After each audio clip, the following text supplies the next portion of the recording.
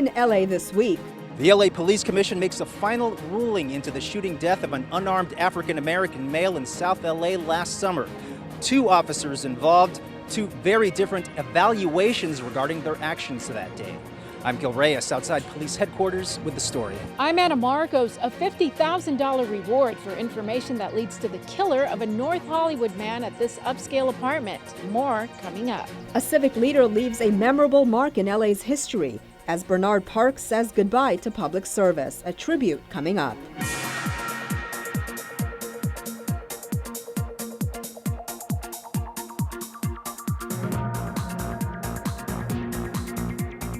Hello and welcome to LA This Week. Thanks for joining us. I'm Yana Kay.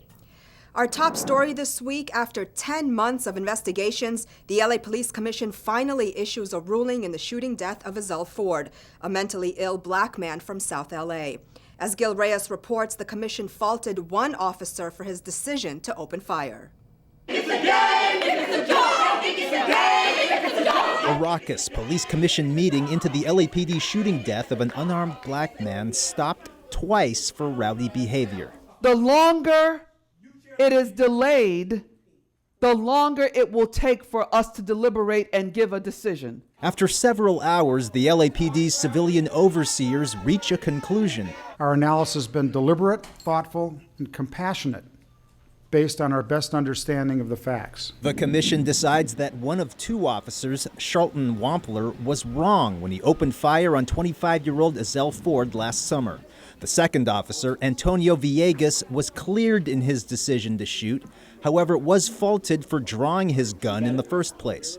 The final decision based on separate investigations by the LAPD and the Police Inspector General. Now that they've, stated their position, we highly anticipate criminal charges to be filed against at least Officer 1, if not both of them. Ford's shooting in South LA sparked outrage in the black community. Relatives say Ford suffered from mental illness and was non-violent, but police say he reached for an officer's gun during the altercation. The officers shot him 3 times. They killed him. They got mad. They got angry. Ezell did not understand. Ezell had the thought process of an 8 or a 10-year-old. He was a baby. He was my babe. Protesters camped out in front of Mayor Garcetti's house on the days leading up to the commission's ruling, demanding an end to what they call police brutality against blacks. It's a problem and everybody's turning their back. It's a blind eye, let it go on, basically. It's been going on for too long. They also called for the firing of LAPD Chief Charlie Beck. The chief's LAPD investigation had found the 2 officers acted appropriately. After the commission's vote refuting the chief's findings, Mayor Garcetti reached out to Ford's family. And the pain that they have gone through is something that no parent should ever experience. The depth of that, which cannot ever be repaired, is something that I feel and that all of us, no matter what our perspectives on this case are, must pause for a moment and recognize. The mayor says he has faith that the chief will follow up with the appropriate response, whether it's disciplining the officers, firing the officers, or letting them stay on the job. As of deadline time for this story, no action has been taken. Outside police headquarters, Gil Reyes for LA This Week. While the chief is in charge of occupational discipline of officers, criminal charges, if any, would be filed by the LA County's DA's office. A $50,000 reward from the city is on the table for anyone who helps the LAPD catch a killer in the Valley. Anna Marcos has more on the 6-month-old unsolved murder case in North Hollywood. It's a murder case that has police stumped for answers. Last November, someone walked into this upscale North Hollywood apartment building and shot 53-year-old Surin Chris Denoyan in the head. Police went to check on him after receiving worried calls from his family. We found Chris in the apartment suffering from a single gunshot wound. He had been there for a few days.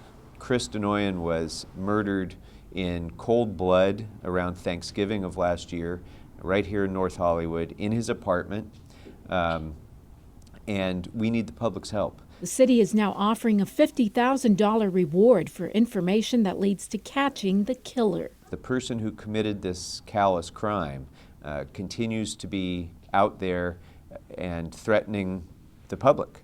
City leaders say this is a safe neighborhood and that nothing like this ever happens here. Even more mystifying, according to police, there was no forced entry and nothing was taken from Denoyan's apartment. Police believe Denoyan may have known his attacker. We're really, really asking the public's help on this one. The family is distraught.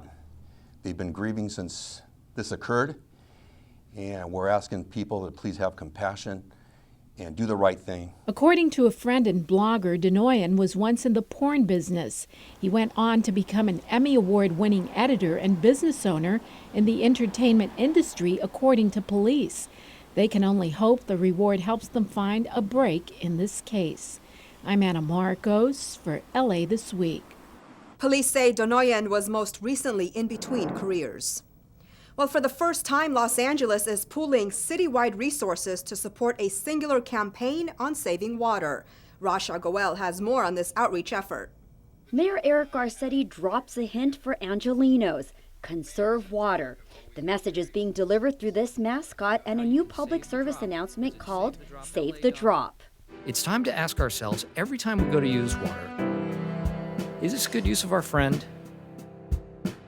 Let's turn this one-sided relationship around. All of this has been made possible by the Mayor's Fund for Los Angeles, which started and continues to lead a citywide effort across departments and with great partners across our city. The PSA videos are available in English and Spanish and are narrated by Academy Award nominee Steve Carell and Critics' Choice Television Award nominee Jaime Camil, with music composed by Grammy Award-winning artist Moby. Moby, who's a water conservationist, talked about what he's been doing to help the cause.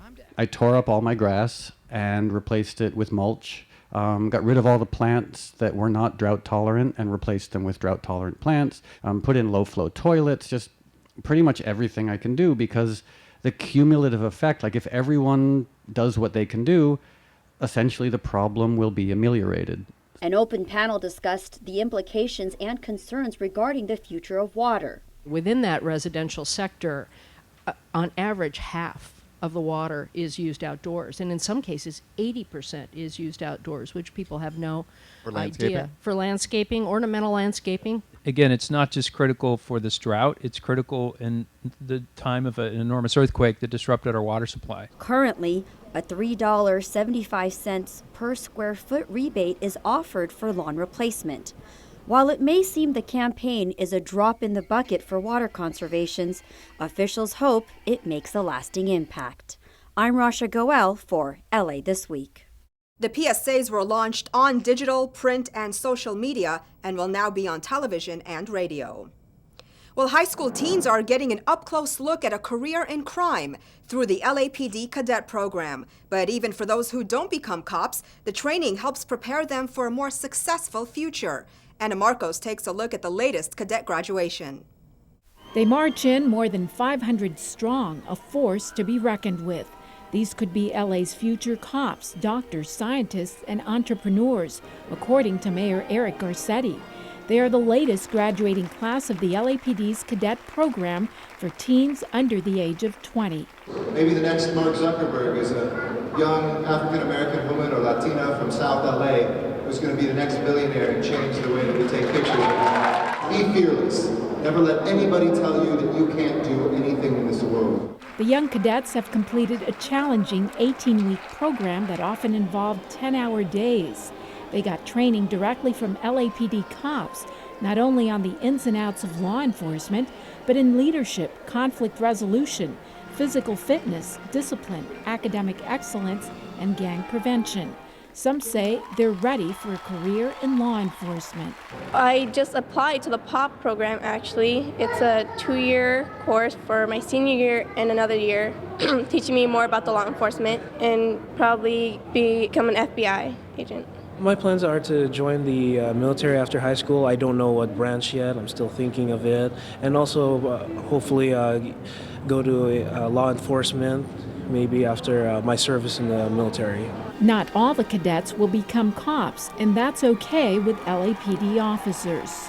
We see just an enormous response to the outreach of the LAPD in reaching young people and helping them be not necessarily police officers, but to be whomever they want to be in life. So far, more than 6,000 teens have graduated the LAPD cadet program, giving them a boost up in life, career, and personal skills. I'm Anna Marcos for LA This Week. For more information on the cadet program, visit lapdcadets.com.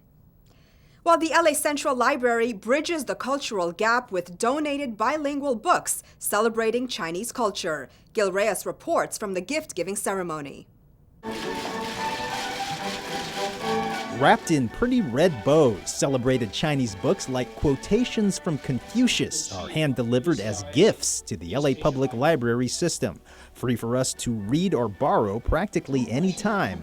And you don't have to understand Chinese to enjoy them.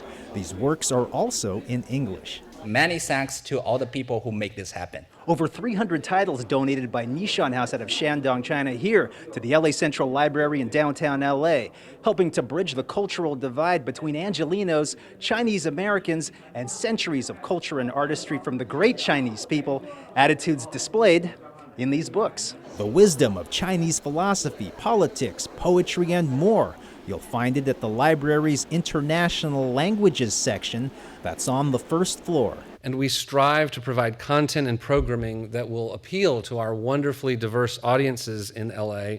And this relationship that we celebrate today with Nishan House will only help us accomplish that goal. Take a look, it's in a book, a reading rainbow of cultures that make up Los Angeles. Check it out. At the LA Central Library in downtown, Gil Reyes for LA This Week.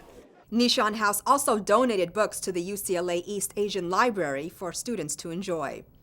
Well, one termed-out council member is giving his farewell to the city a literary flair. Bernard Parks is making a mega donation to some local libraries as a parting gift. Anna Marcos shows us why.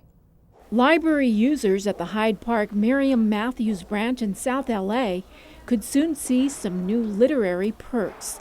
This branch is one of several libraries in District 8 that just got a huge windfall in the form of a $30,000 check from outgoing council member Bernard Parks' office. Many people would not have access to this type of resource if it weren't for the libraries. And I tell you, this commission will keep your dream alive. Thank you very You can much. count on it. Parks says he has always supported libraries. He was instrumental in getting library staffing and services back on track in the wake of severe cuts during the 2010 budget crunch.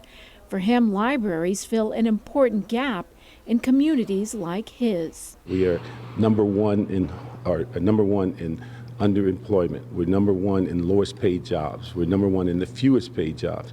We're number two in homelessness. We have some of the lowest API scores on our schools. That's why we need to continue looking at literacy to put people in a position to where they can thrive in the future. The money will be split among 5 different libraries, so each branch gets about $6,000. So what does $6,000 buy?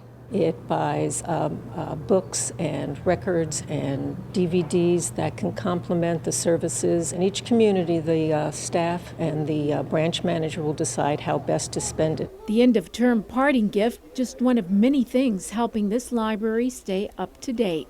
Although laptops and iPads can now be used at several libraries, this will soon become the first branch that allows library users to check them out and take them home. I'm Anna Marcos for LA This Week.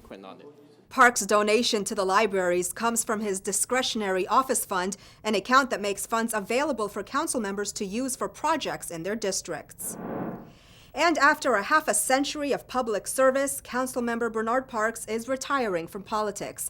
The prominent civic leader will be termed out of office after 3 terms representing South LA. Gil Reyes looks back on a career that began as a cop during the civil rights movement.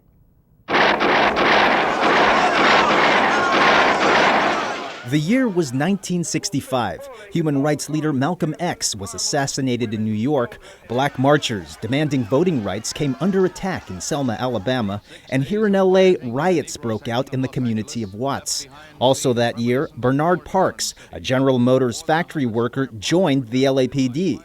No one expected him to climb far up the ranks. There was a number of things that just were understood, that there were jobs in which blacks just didn't work. But Parks broke the mold to become chief of police in 1997. He was appointed by then-Mayor Richard Reardon.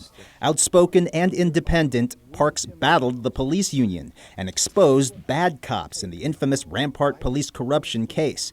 By the end of his term, he fired 130 problem officers. We sent the clear message that discipline and accountability could be put in place. At the same time, in that 5 years, we reduced crime to the levels of the 60s. His celebrity grew. Parks even graced People magazine's 50 Most Beautiful People issue, with stars like Leonardo DiCaprio and Gwyneth Paltrow. But tragedy followed. In 2000, his granddaughter was shot to death, an innocent victim of gang violence. Then, after 5 years as chief, the police commission and then-Mayor James Hahn decided not to reappoint Parks. So, with the support of his wife, Bobby, Bernard Parks campaigned for a seat on the LA City Council, the 8th district seat representing mostly black neighborhoods in South LA. And so we ran in our first election. I think we got 78% of the vote. He'd go on to serve 3 terms. As former chair of the Budget and Finance Committee, he helped steer the city from bankruptcy during the recession. He protected tenants' rights, pushed for development in blighted areas, and promised to fix 400 sidewalks by the time he leaves office. Through it all, he remains staunchly independent, oftentimes voting against council colleagues on pet projects and labor issues. I'd rather be independent with integrity than be a part of a herd that says I gave up my values and principles just to be amongst the group. I think about what decisions I made to continue moving forward. And after 50 years, I'm very pleased. I have no regrets. I had a great time. I met some wonderful people. And I think that's what you'll miss is some of the people that you had long-term relationships with. After the councilman is termed out in June, he says he'd like to take some time off, but hopes to remain active in public life by sitting on corporate boards. In the Crenshaw district, Gil Reyes for LA This Week. As LAPD chief, Parks created the first cold case unit in the nation. This led to the arrest of grim sleeper suspect Lonnie Franklin Jr. after 2 decades on the run. Well, Rampart Village is in full spring bloom after dozens of volunteers recently completed the second phase of a beautification project. With shovels in hand, these volunteers and residents are spending their Saturday working hard, planting birds of paradise and roses on medians in Rampart Village along Occidental Boulevard, between Beverly and 3rd Street. Councilmember Mitchell Farrell was right in the middle of the action. We volunteer to improve our neighborhoods.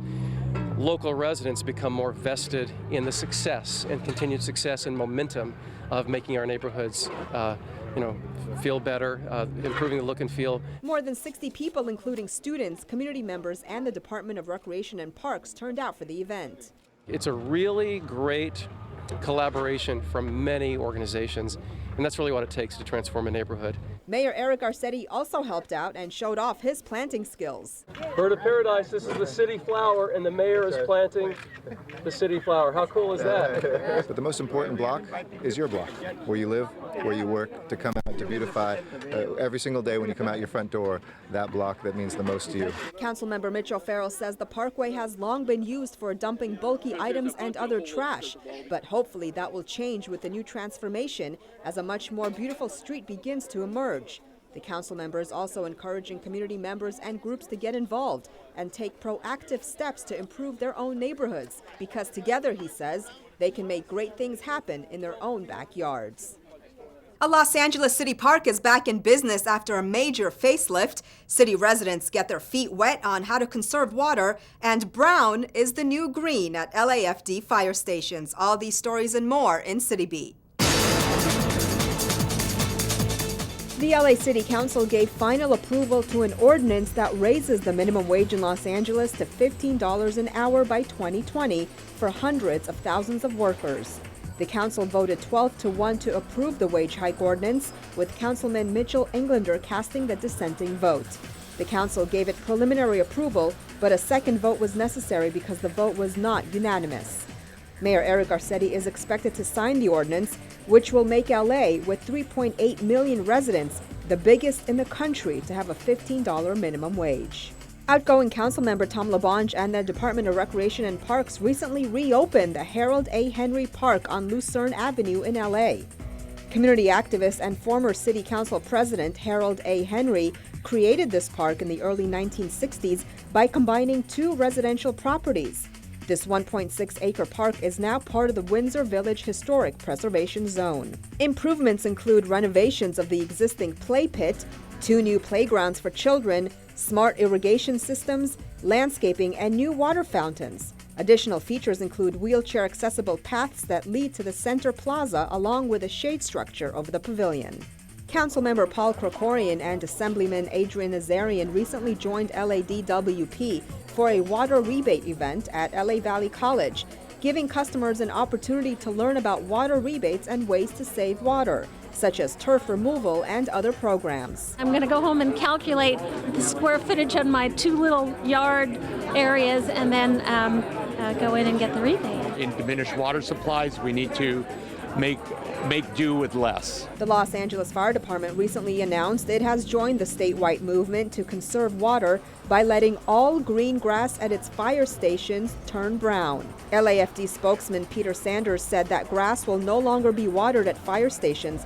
Instead, the LAFD is working with the city and community groups to develop a turf replacement program for all fire stations over the next 3 years. To date, 55 fire stations feature drought-tolerant landscaping, artificial turf, or no grass whatsoever. LAFD Chief Ralph Terraza said that the department will undertake all possible measures to conserve water and are proud to stand with Angelenos in declaring that brown is the new green. Expected rain and cold temperatures weren't enough to stop thousands of LA students from enjoying a recent day at the beach.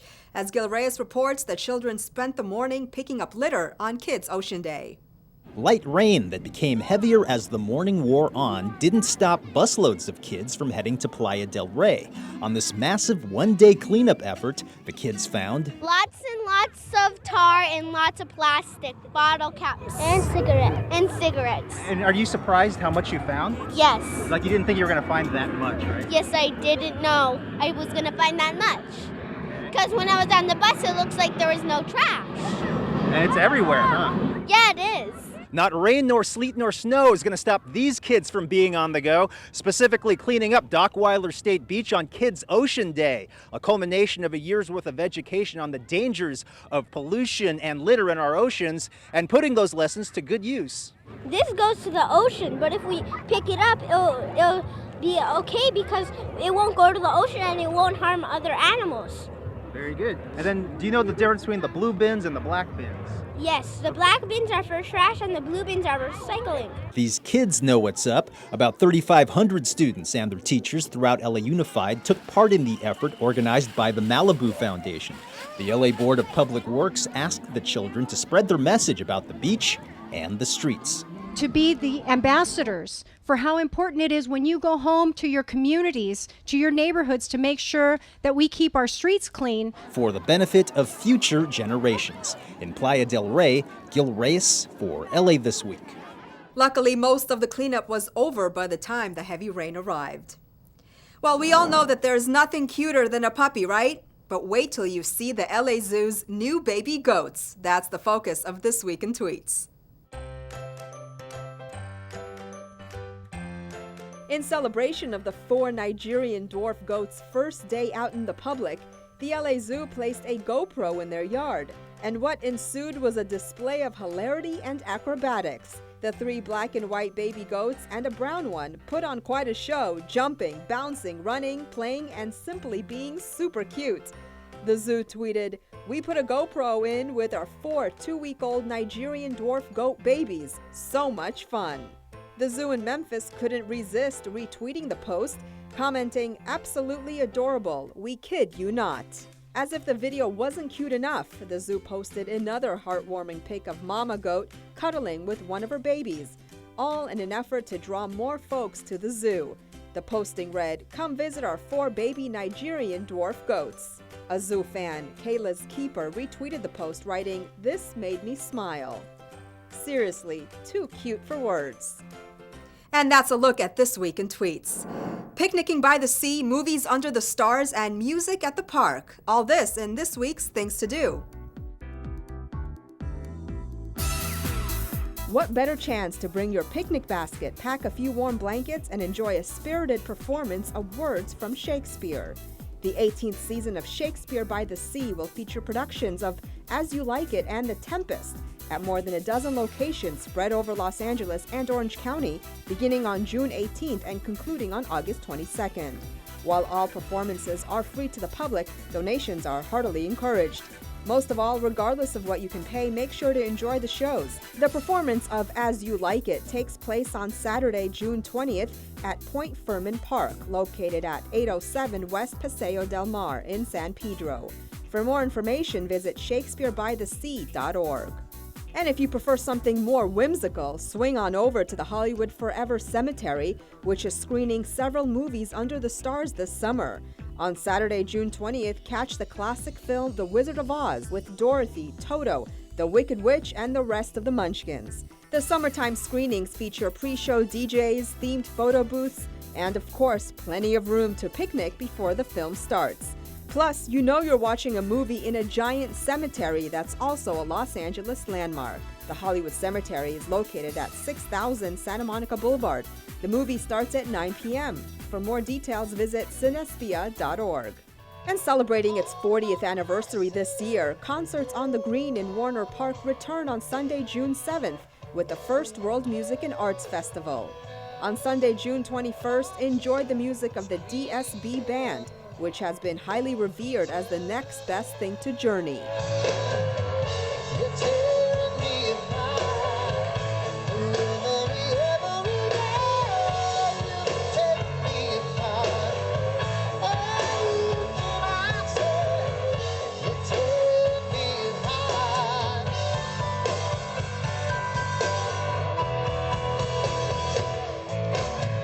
They have captured the lush, signature sound of renowned vocalist Steve Perry and Journey in their prime. Complete with a band of world-class Los Angeles musicians, DSB remains true to Journey's musical legacy and delivers the nostalgic concert experience that will keep you believin'. All concerts start at 6 p.m. and end at 8 p.m. There's plenty of room for a late afternoon picnic with the family while being entertained by headline performers. Concerts on the Green are held at the Lou Bredlow Pavilion in Warner Park at 5800 Topanga Canyon Boulevard in Woodland Hills. For more, visit valleycultural.org. And that's a look at some things to do. Well, that's going to do it for this edition. I'm Yana Kay, and from all of us here at LA This Week, thanks for joining us. A reminder that you can catch us online at lacityview.org. You can also follow and like us on Facebook. We'll see you back here next week for more of LA This Week.